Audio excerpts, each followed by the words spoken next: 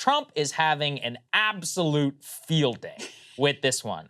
He's having the most fun online that he's probably had in a long time. His team put together this video, which shows a SpaceX rocket falling on its side and exploding with a Ron DeSantis logo that has been rejiggered as a Jeb logo. Here's what they put out on Twitter.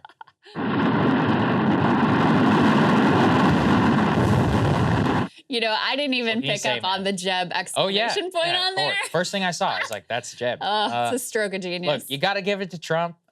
Him and his people, they're good trolls. Let's put this next one. You and I did not like this particular one. This was his first reaction. Rob, my red button is bigger, better, stronger, and is working. Truth. Yours does not. Per my conversation with Kim Jong-un of North Korea, he's referencing, I guess, his red button that was in reference to the Fire and Fury. But he has redeemed himself, I think, with some pretty hilarious videos that have since been put out. They've got one that was distributed by the campaign. This is more of a policy-focused one. Let's go ahead and take a listen to this.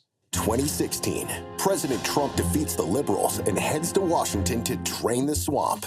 But swamp creature Ron DeSantis is about to start his third term in Congress, and he's already voted repeatedly to cut Social Security and Medicare.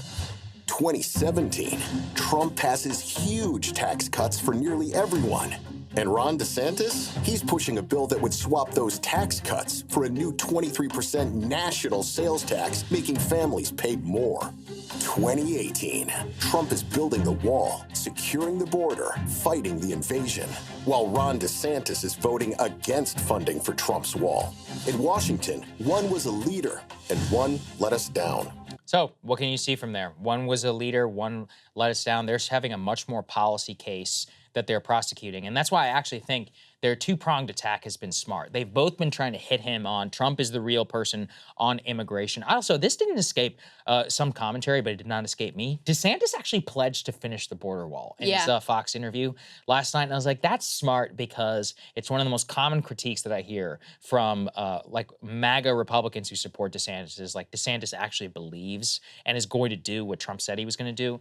But Trump is hitting DeSantis on a Social Security Medicare case, on a immigration case, on a Ukraine case, and then also from a humorous trolling case like he did against Ted Cruz and Marco Rubio. Chief poster case, yes. Exactly. So those two things together, I actually think that's that's pretty potent. I think it's going to be effective. Trump's attacks and his issue set are, in my view, much smarter and more strategic. You know, I mean, Ron DeSantis, first of all, he won't even say Trump's name. I mean, that's part of the asymmetry of this dynamic is Trump throws everything at DeSantis. I mean, we've seen probably like 50 different types of attacks against DeSantis, just throws everything against the wall, fair, unfair, in between, and sees what sticks.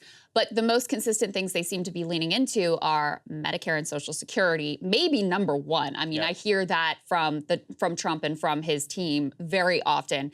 And now we also have this new hit on DeSantis wanting to raise the sales tax. This is like the fair tax stuff that routinely comes up in Republican libertarian circles that would raise sales tax a massive amount across the board for everyone. So, and they're hitting him on immigration, which DeSantis is trying to do, but he has to do it in this oblique, passive-aggressive way where you don't even mention Trump or your actual critique of him. And that's obviously a core issue for the Republican base as well. So it seems to me like Trump is focused on issues that are of much higher importance and resonance to a broader swath, not just of the Republican base, but of the country at large, than Ron DeSantis is, who's running this more sort of like niche online campaign. And this is all reflected in the polling. Our team has made some graphics on this. Let's put this up there on the screen. This is from the latest poll that you can see. Just first choice amongst Republican primary voters in a multi-candidate field. What can you see? Trump at a majority, 53%. DeSantis only at 26%. Let's go to the next one there, guys, because this one is important. When it says, Trump is my first choice, but I would consider, then you have Ron DeSantis as the overwhelming second choice candidate above Tim Scott, Nikki Haley, and Larry Elder. I always forget Larry Elder is considering. Yeah, I forgot about that. Is he officially in, or he's just considering? I'm not sure. I have a soft spot for Larry after the California recall. Let's go to the next one up there on the screen. Are you satisfied with the current field of Republican candidates, 73% say they're fairly satisfied, 18% say very, 7% say not at all. So that is actually a very important figure. This reminds me of a ton of the analysis that we used to do back in the day on the early rising shows, where we were talking about Bernie Sanders voters' second choices were usually Joe Biden and Elizabeth Warren, and Biden's second choices were often Bernie Sanders and then Elizabeth Warren. The key point was that being a number 2 second choice candidate is often just as powerful in a multi-candidate field because it shows that you have lasting power, and it means that you are really the only other alternative. At that time, in our opinion, it was really just a Biden and a Bernie race. He probably should have treated it that way if he wanted to win, but yeah, that's all spoiled milk, Water I guess, under the at this bridge. point. Yeah. Now, we're in a time where all candidates who are not named Ron DeSantis, your target is Ron DeSantis, including Trump and then everybody else. Then, for Ron DeSantis, your target is everybody else and Donald Trump. It's a very, very difficult it's a very difficult needle to thread. The other problem is Trump is sitting at 53%. That is a near outright majority. It once again just shows me like he has got to really prove himself in these early states, because otherwise, if he comes in second in all 4 of the earlies before Super Tuesday, he's done. He's absolutely dead in the water. And I think that's the problem. He's got to have great headlines and give the other 50% a reason to coalesce around him. Yeah. That's the only way that this is going to work out. Yeah, and there's another new Quinnipiac poll that's out just this morning that shows Trump expanding his lead over DeSantis versus their last poll in the field. And, you know, I think it's always important to look directionally where these polls are headed, because any one of them, I mean, they've been all over the map. Yes. They've been wrong in every direction, et cetera. So you should also always take them with a grain of salt. But when you see all the polls moving in one direction, you can look at that and say, okay, there is some movement here. Do we know exactly what the absolute numbers are? So Trump now at 56% support among Republican and Republican-leaning voters. DeSantis second at 25%. That is a significant improvement for Trump over the last time they took this poll back at the end of March, when he received 47% and DeSantis received 33%. So he has significantly widened his margin there. I also, we were talking earlier about whether the age of candidates, whether it was the same hit on Trump as it is for Biden. And they actually asked that question in this poll as well. So 65% of all voters think Biden is too old to effectively serve.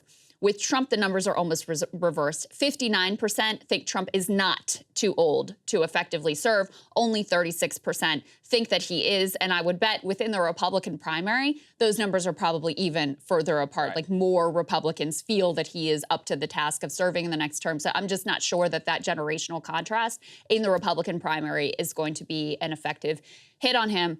Bottom line, DeSantis is going to have to find some way or hope that somebody else makes the case that is going to move people off of Donald Trump, because right now he has an outright majority. Even if everybody else dropped down, even if Obama, their version of Obama intervened and everybody dropped down at the right time, et cetera, Trump still has a majority of the vote. It's not particularly close right now. So you've got to find some way to pull people off of him.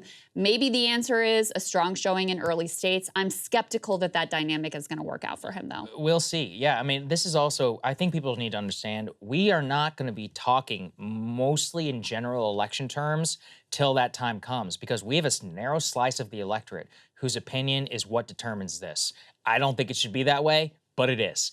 So that's the way that we'll have to tailor our announcement. That's one of the ways I would think everybody who's listening to our show should always remember is not how am I internalizing this? How is somebody who votes, unless you are a GOP primary voter, who is older in Iowa, New Hampshire, South Carolina, so, who are the prototypical people. So just be honest also about where you fall in the typical demographic, and just be like, okay, how are these people going to internalize what's happening here? And that's very important. Hey guys, ready or not, 2024 is fully upon us now, and Sagar and I have been brainstorming ways that we can really up our game for this critical election. Yeah, we rely on our premium subs to expand our coverage, to add staff, to upgrade the studio. We just want to give you the best independent coverage of this election, which is possible. So if you can help us out, become a premium subscriber today, breakingpoints.com, or the link is down here in the description video. It really means the world to us, and if you like what we're all about, this is the best possible way to keep us 100% independent, working only for you.